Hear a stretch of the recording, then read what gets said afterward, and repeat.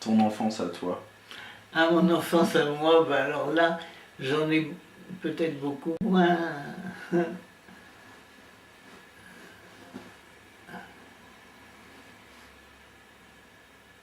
Moi, je sais que mon grand-père était à la retraite quand je suis venue au monde. Et il avait voulu, parce qu'il était quand même très âgé aussi, et il avait toujours sa femme et il habitait en province, donc à Saint-Amand-Montrond. Bon.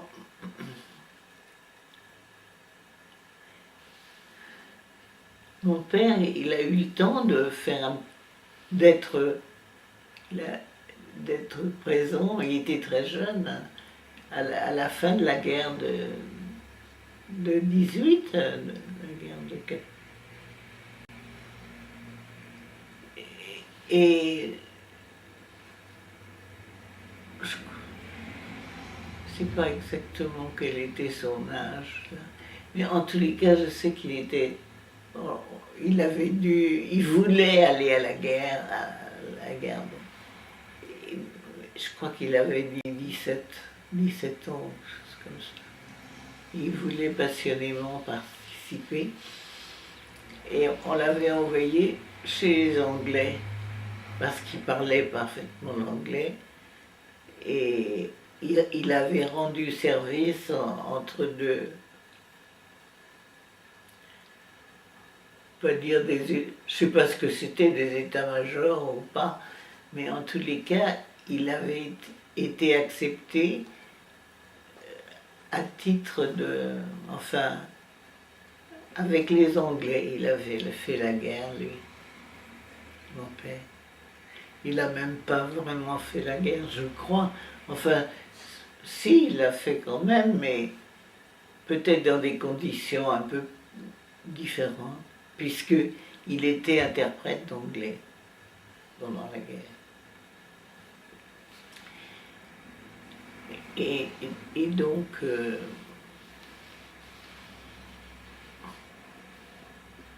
oui.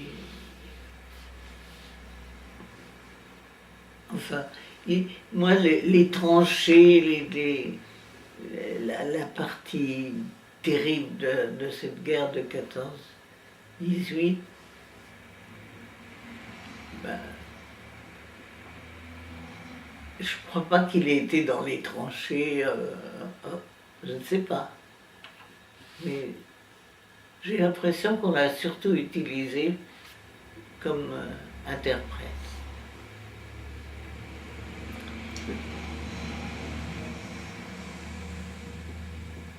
Il s'est marié, je crois, à 18 ans. Et moi, je suis arrivée très vite. Et mon père a fait des études écourtées, puisqu'il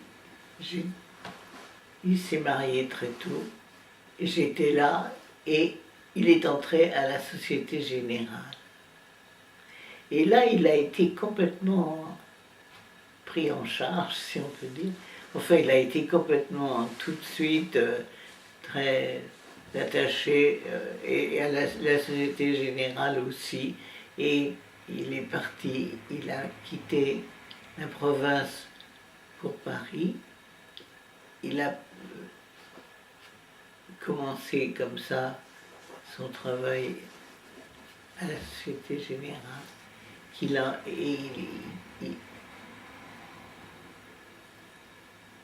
Il y a passé toute sa vie pratiquement. Il a été envoyé en Chine par la Société Générale pour fonder 2 succursales. C'est le commencement. Et c'est pour ça que nous avons eu en Chine une vie très très agréable.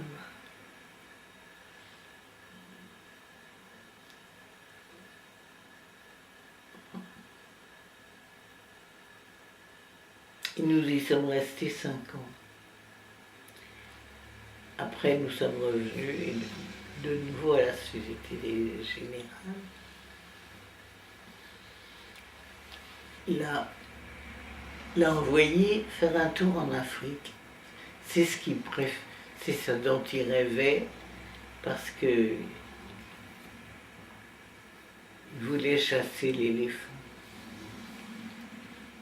Et c'est ce qu'il a fait, d'ailleurs.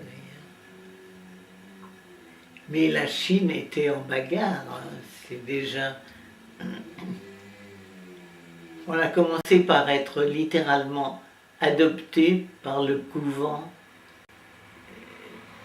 des Dominicains, je crois, qui nous ont beaucoup entourés là-bas. Mon père était vraiment très doué pour le violon. Il était très musicien, passionnément musicien. Et il avait réuni, c'est pas lui, enfin avec les Dominicains de Shanghai, de Pékin. Il s'entendait très bien avec ces gens-là et il faisait de la musique. Ils avaient monté un petit orchestre de chambre pour faire de la musique classique de chambre, mais passionnément. Il faisait quoi comme instrument? Quel instrument il jouait? Du violon. Du violon. Oui, au fond, nous avons été très heureux en Chine. Parce que papy était très amateur d'art et l'art chinois l'intéressait. Et tous les dimanches, enfin moi j'ai le souvenir de tous les dimanches, parce que ou bien on allait entendre un concert, ou bien on allait au quartier chinois pour rencontrer l'Antiquité, trouver des objets intéressants.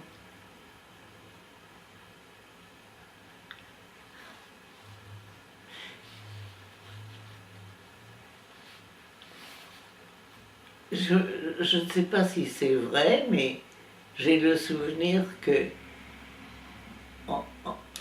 comme ça, on avait des grands sacs de cacahuètes chinoises,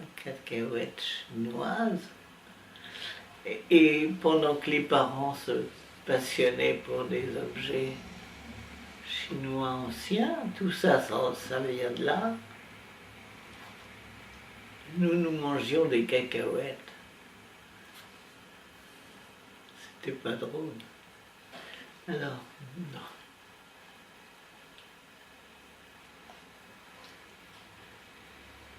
Et alors on est allé à l'école chez les religieuses anglaises, de sorte qu'en rentrant de Chine, moi je parlais anglais comme si c'était ma langue maternelle,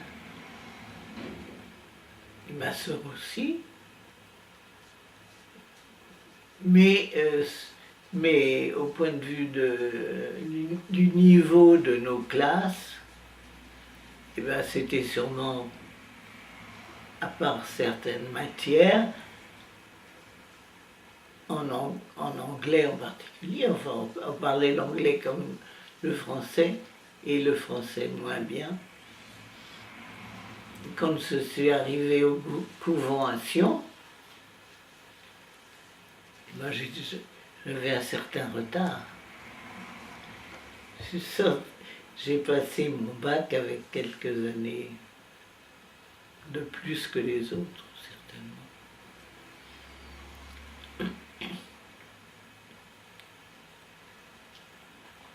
Mais ce couvent de Sion m'a tout de suite emballé, je trouvais ça formidable, merveilleux. Il y avait beaucoup d'étrangères, parce qu'ils étaient en communication. À Sion, on était très international. C'est où, Sion? Sion, c'est rue Notre-Dame-des-Champs, à côté du Luxembourg. Tu vois un peu Paris maintenant? Un petit peu, oui. Un petit peu. Eh bien, c'était le quartier latin. Voilà. C'était absolument formidable. Le quartier latin, entre le quartier latin et le Luxembourg d'ailleurs, le jardin du Luxembourg donne d'un côté sur le les noms.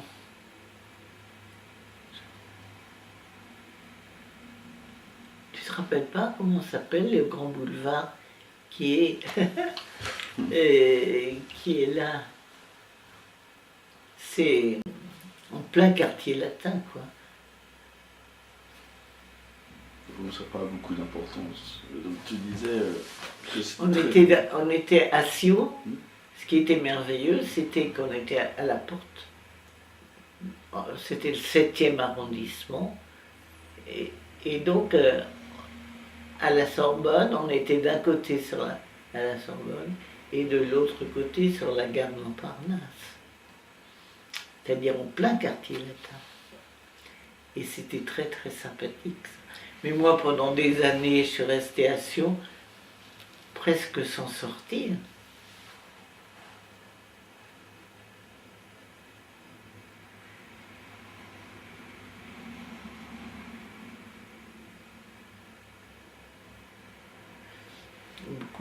J'aime beaucoup mon couvent. Et bon,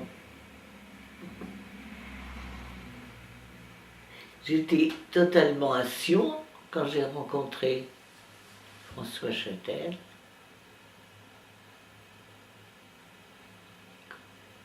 Il me ramenait à la porte.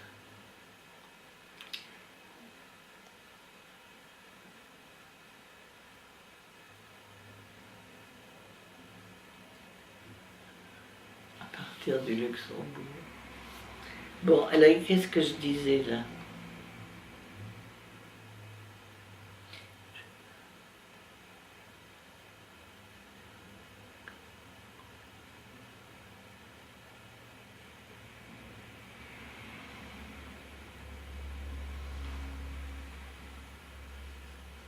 Donc c'était quand tu étais au couvent que tu as rencontré Papy? Oui, j'étais encore au couvent. Et nous avons, alors, notre ami Jean Massin, qui est devenu prêtre, et puis ensuite qui en est sorti. C'est lui qui était à la base de ce fameux cercle d'Ante, où on était une dizaine, où on faisait tout ensemble. On allait au théâtre, au cinéma, etc., partout. On allait toujours, notre groupe était soudé et on faisait un peu comme ça. Moi, je me rappelle que papa a voulu me faire visiter toutes les églises de Paris. Tu te rends compte? Il fallait qu'il les connaisse toutes et il m'entraînait à faire ça. Il avait une passion pour ça. Et puis on est allé voir quelques pièces de théâtre, au cinéma beaucoup moins, mais enfin quand même. Et au concert. On allait souvent entendre de la musique. Et toujours en groupe, hein, en groupe. Son meilleur ami, c'était Jean Massin, qui est devenu prêtre, etc. Et qui est sorti de là.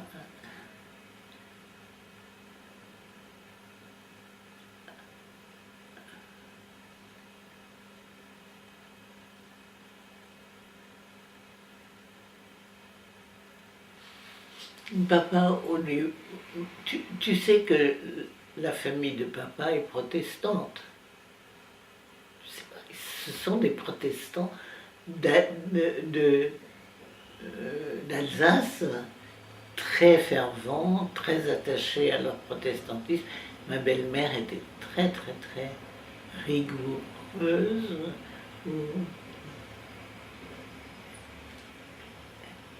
Elle était, mais alors, était protestante convaincue, et son mari est devenu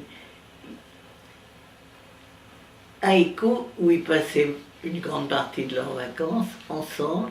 Ils étaient, tu sais, combien de frères? Jean, Pierre, Dany.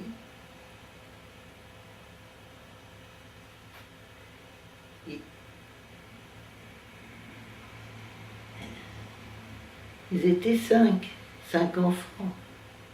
5 frères. Hein? 5 frères.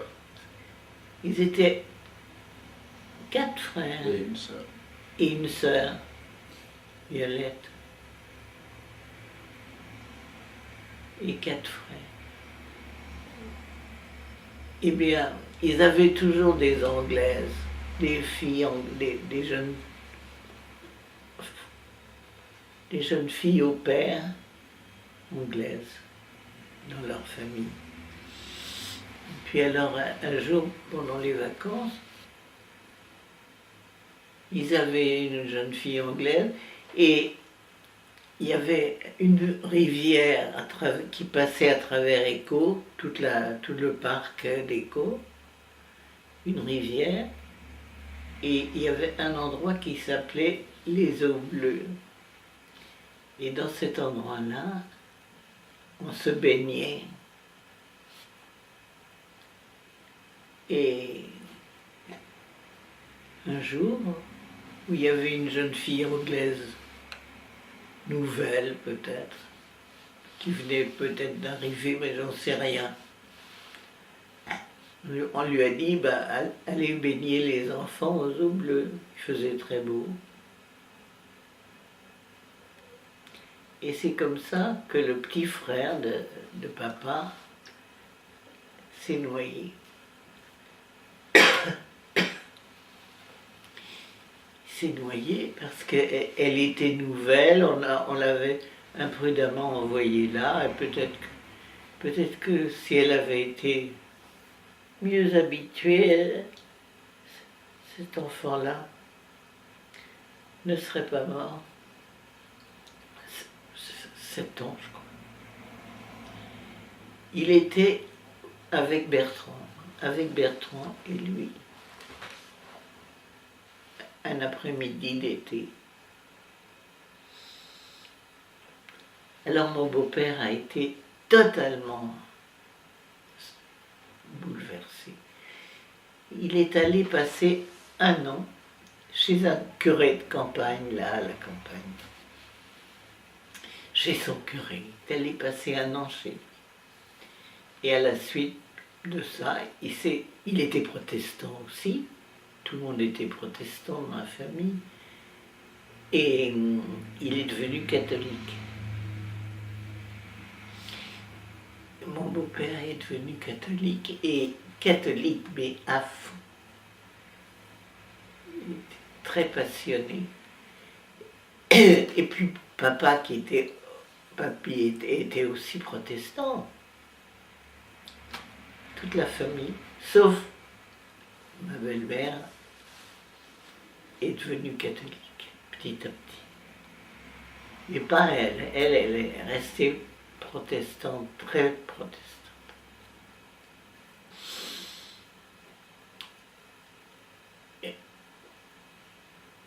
C'est après la... Enfin, c'est après, pendant la guerre, je ne sais pas, je ne me rappelle plus qu'on a acheté Écho. Qu'ils ont acheté Écho pour se rapprocher de Paris, parce qu'à ce moment-là, mon beau-père s'est consacré à d'abord, enfin, dans les bois, et dans le charbon. Et ils sont devenus une des premières maisons qui importaient du charbon d'Angleterre. À ce moment-là, ils ont acheté dans un quartier de Paris très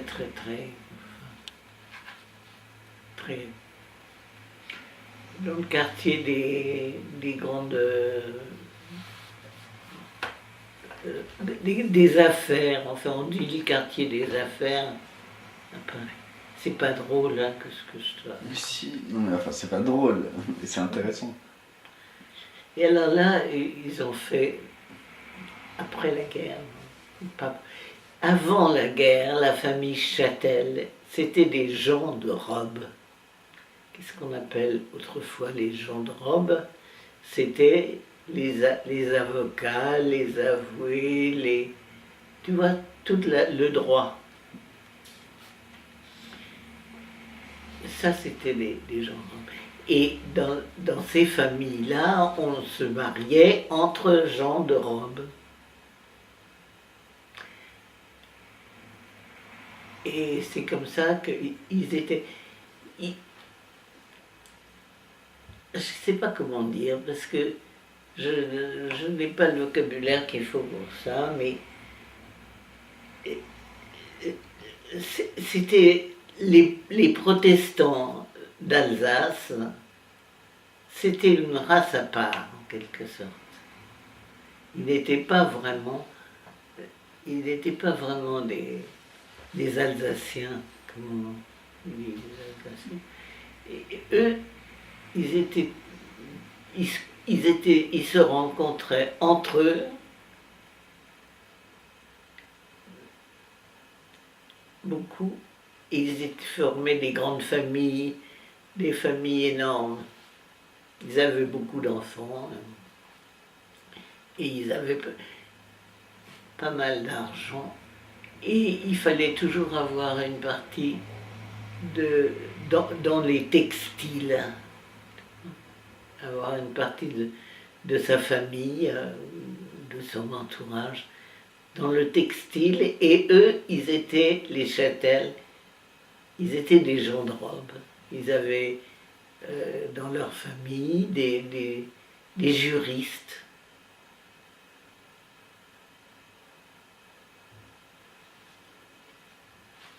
Et de l'argent. Alors, certains étaient consacrés au tissu.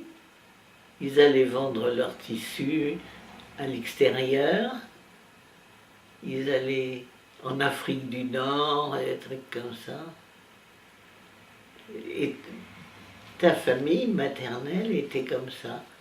Ils étaient des juristes, et des avoués, des avocats, mais des gens, encore d'autres.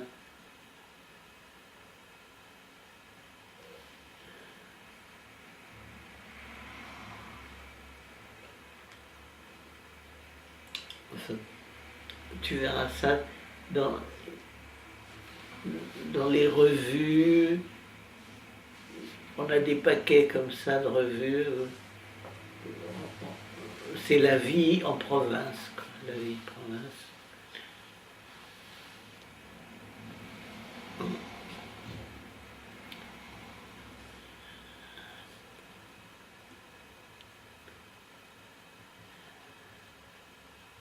Ils avaient des grandes familles aussi.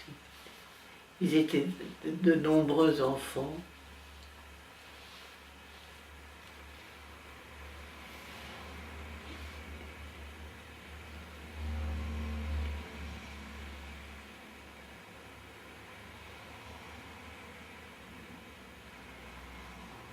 Bon, alors voilà comment il a acheté cette propriété d'Éco, qui est devenue le centre même de parents plus ou moins éloignés. On venait beaucoup à Éco hein, l'été, mais c'était pas du tout comme ça. Hein. La maison était celle-là, mais partout il y avait un énorme parc de 300 hectares où on coupait du bois, et il y a eu un moment où les Châtel faisaient exploiter leur bois.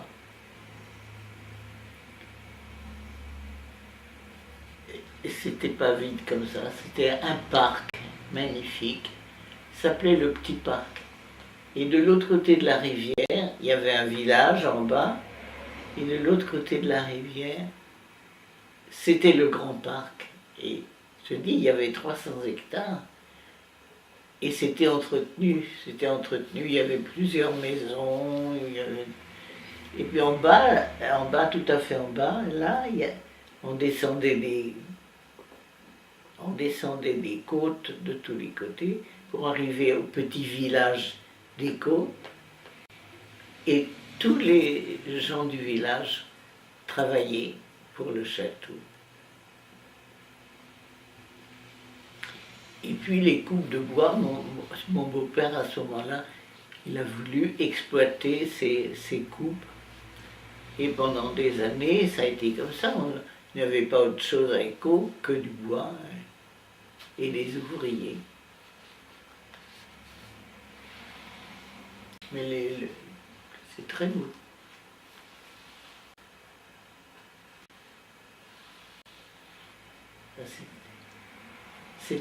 Ça, c'est au XVIIe siècle, je crois. Et tu vois, il n'y a rien, c'est vide. Enfin, tout n'est pas figuré là-dessus. Mais ce que Bertrand a gardé, il a gardé, tu vois, cette entrée-là. C'était une maison, l'entrée. Et lui, il avait pris cette maison-là. Et il l'a encore maintenant. C'était la porterie, ça s'appelle. Moi, je l'ai vu. Tu l'as vu, la porterie? Enfin, de l'extérieur. De l'extérieur. Bon. Et ça, c'était les deux frères et sœurs. Ils sont frères et sœurs.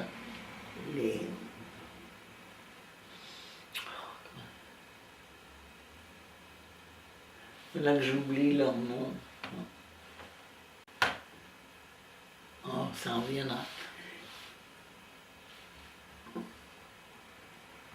Et ici, il y avait une grande maison à la sortie de cet endroit. Et il y avait une grande maison. C'était l'ancienne cure du prêtre qui s'occupait de la petite église qui était là à l'extérieur.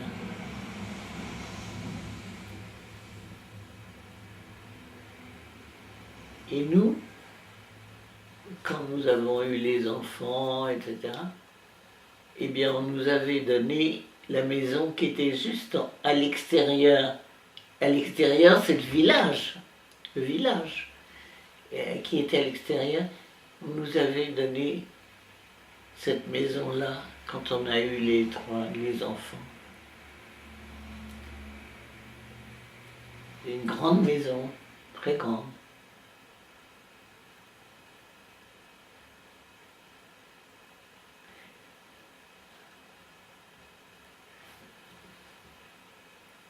Elle a dit qu'elle arrivait à quelle heure, Thérèse? Quand elle a appelé, elle a dit qu'elle arrivait dans 2h30, mais je sais plus à quelle heure elle a appelé. Il est quelle heure là? Là, il est 5h25. Oh, il y en a encore pour... Quoi, chérie? Elle va arriver dans un peu plus d'une heure, je pense. Dans une heure? Au plus, ouais. Plus. Plus? Un peu plus d'une heure, je pense. Alors, toi, tu vas retrouver Gaël. Tu vas retrouver Gaël, tu vas l'emmener. Je sais pas, peut-être qu'il aura envie de rester ici ce soir pour te voir. Ouf, Si. il s'en fiche. Mais non, pas du tout. Mais il m'a dit qu'il avait envie de te voir. Tu vois, maintenant, bientôt je serai muette. Ça va comme ça. Mais c'est moi qui suis contente de te voir. Parce que j'ai l'impression que depuis que tu es grand, on ne te voit plus. Je vois plus beaucoup mes parents non plus. Et Arthur. Mais moi, je suis très, très contente que tu sois content d'être à Paris. À Tours, à Tours. À Tours. D'être à Il faut que tu Tours. viennes à Tours. Et là, à Tours, tu as dû te faire beaucoup d'amis. Ouais. Et tu es heureux comme ça. Si Ça, je, c'est ce qui me fait le plus plaisir. si je reviens jamais à Trot ou ici, c'est parce que j'ai pas le temps. J'ai tout le temps des choses de prévues. Avec Tu es très occupé. avec l'association, avec les. Enfin là on va commencer à faire un peu pas mal de concerts, avec la philo, avec tout. J'ai tout le temps des choses à faire, j'ai tout le temps du boulot, tout le temps. Mais tu le fais volontiers, tout Bah oui, ça. parce que ça me plaît. Ça te plaît. C'est le grand bonheur que tu trouves ce qui te plaît. Mais bon.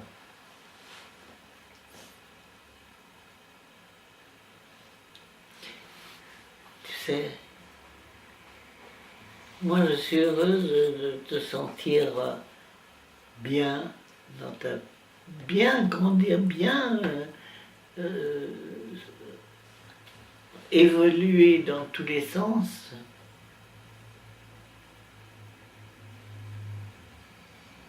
Ouais, dans tous les sens. Dans plusieurs sens différents. Ah oui, c'est sûr. Je pense que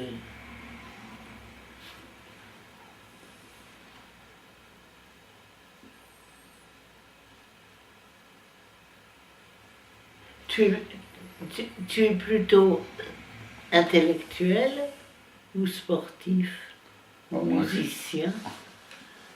Sportif, je pense pas trop. Pas trop. Parce que, enfin, j'aime bien faire du sport, mais pas, enfin, j'en fais un minimum. Hein. Oui, Je fais pas que ça, mais je pense pas que je sois dans un domaine en particulier. J'aime bien faire des choses différentes et variées. c'est bien. Mais si je faisais que de la philo, je m'ennuierais, et si je faisais que de la musique, je m'ennuierais aussi. Il faut que je fasse. Oui, il faut que tu fasses une évolution générale et ouverte et passionnée pour tout, etc. Moi, je pense qu'on est en train de changer, d'évoluer beaucoup. Comment ça? Et que, tu vois, autrefois, on faisait une carrière, Un métier. un métier, une carrière. Et Maintenant, que c'est plus possible. ça évolue maintenant beaucoup. Ah, maintenant, je pense, enfin, c'est plus possible d'avoir le même métier toute sa vie. Ce qu'il faut, c'est être capable de faire plein de choses et de se réorienter tout le temps, de se reformer, C'est ça. Puis moi, enfin, je trouve pas ça intéressant de faire la même chose toute sa vie. Il faut faire des choses variées, enfin, Bien sûr, certainement. faut s'ouvrir. Non mais peut-être qu'autrefois les choses étaient différentes et il fallait faire une carrière. Il fallait sans cesse se développer, mais plutôt dans un sens. Non mais ton grand-père n'était pas du tout comme ça. Hein. Il a tardé longtemps à se décider. Et puis, un jour, il a compris que c'était...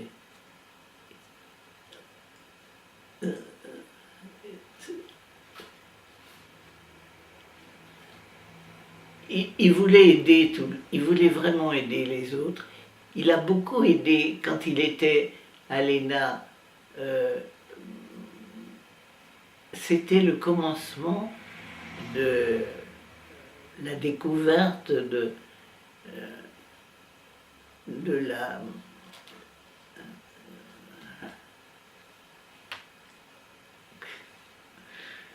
Les mots les plus simples m'échappent.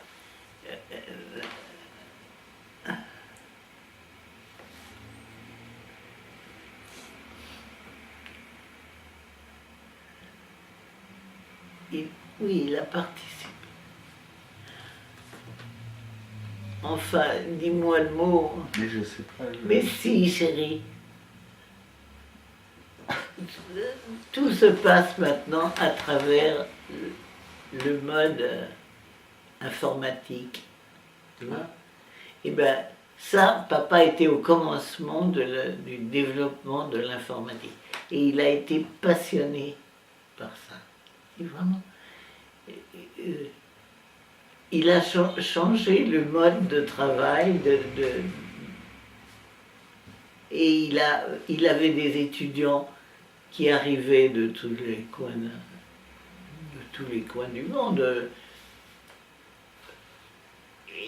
Et dans son métier, eh bien, il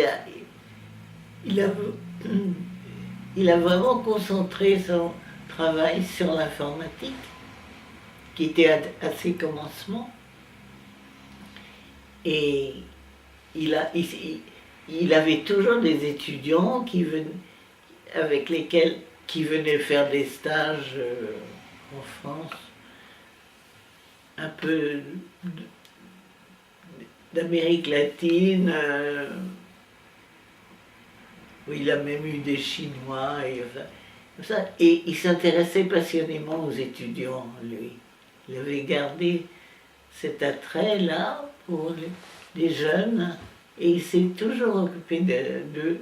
Et il y en a encore en Amérique latine maintenant, et quand Christine et Jean-François y sont allés, ils ont été retrouvés des étudiants qui avaient été aidés par papa dans l'administration et qui ont été très contents de recevoir Christine et Thérèse là-bas maintenant.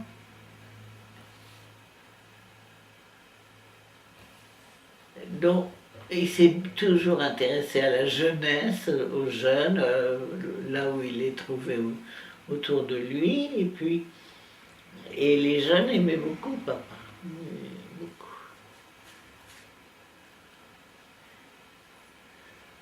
Mais il est certain que il y avait en lui ce côté heureux de vivre et de voir tout l'intéresser.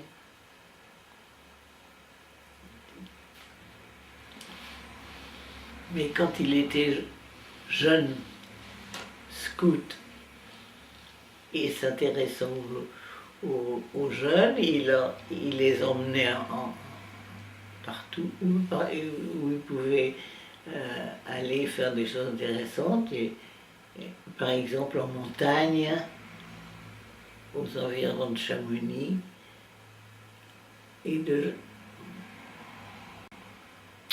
enfin, il s'est beaucoup occupé de jeunes quand il était lui-même un étudiant. Et ensuite, quand il en a eu des jeunes en stage dans l'administration, on a toujours eu ces jeunes-là à la maison. C'est comme ça qu'on a reçu Kos. Kos, c'était notre étudiant préféré. Et il est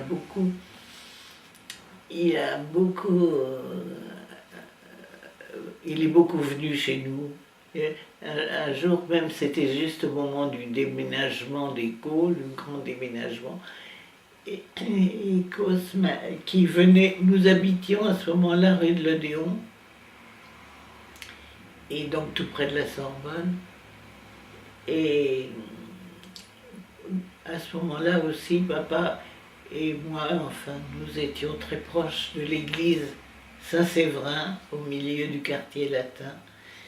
Et il est venu me dire, il faut que vous me receviez pendant un mois, en été, et c'était exactement au moment du déménagement d'Éco. Alors je dis, ça c'est complètement impossible, au milieu de ce déménagement, de vous recevoir. Si, il m'a dit, ah ben si, je suis obligé de venir chez vous, parce que je dois préparer son examen.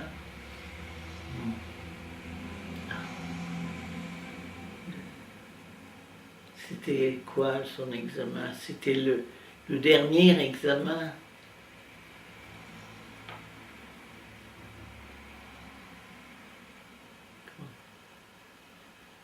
La thèse. La thèse. Il faut que je fasse ma thèse. À ce moment-là, c'est le dernier moment. Je suis obligée de venir un mois chez vous. Il m'a dit que... Ouais. Je dis, bon, ben, ce sera comme ce sera.